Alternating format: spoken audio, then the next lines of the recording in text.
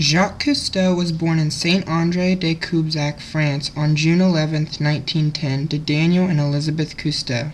After Cousteau's birth, he and his family moved back to Paris, where his father was a lawyer. As a child, Cousteau was always sick and was told not to participate in strenuous activity. This led to Cousteau's love for water, and he quickly became a great swimmer.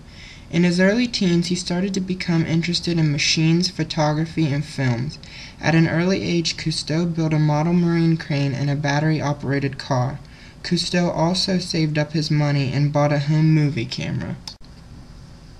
While in high school, Cousteau was often bored and began causing trouble. His troublemaking got him expelled, and his parents sent him to a strict boarding school. After he graduated, he joined the French Naval Academy, also known as the École Navale, in 1930 in Brest. Cousteau graduated 3 years later and joined the French Navy.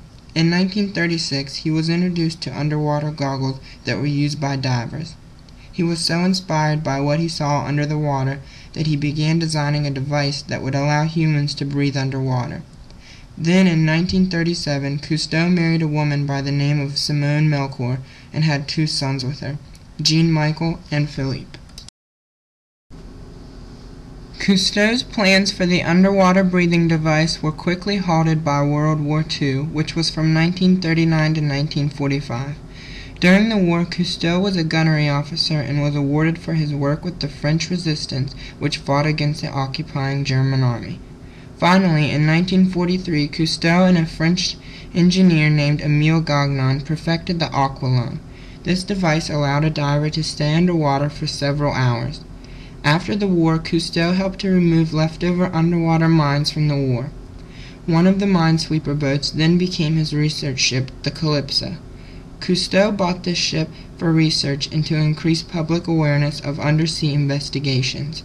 While voyaging on the Calypso, Cousteau and his crew collected plants and animals from under the sea and extensively photographed the underwater world. In 1957, he retired from the Navy to become director of the Oceanographic Museum in Monaco. Cousteau became a part of the movement to prevent the French from dumping atomic waste into the Mediterranean Sea, which was a success.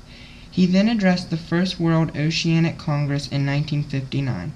This received widespread coverage and led to his appearance on the cover of Time magazine on March 28, 1960. During April 1961, he was awarded the National Geographic's Gold Medal at a White House ceremony hosted by President John F. Kennedy. In 1966, Cousteau's first hour-long TV special called The World of Jacques Cousteau was broadcast. It was taken so well by critics, it led to a contract with ABC and a series called The Undersea World of Jacques Cousteau in 1968. This TV series introduced the public to the world of sharks, whales, dolphins, sunken treasure, and coral reefs.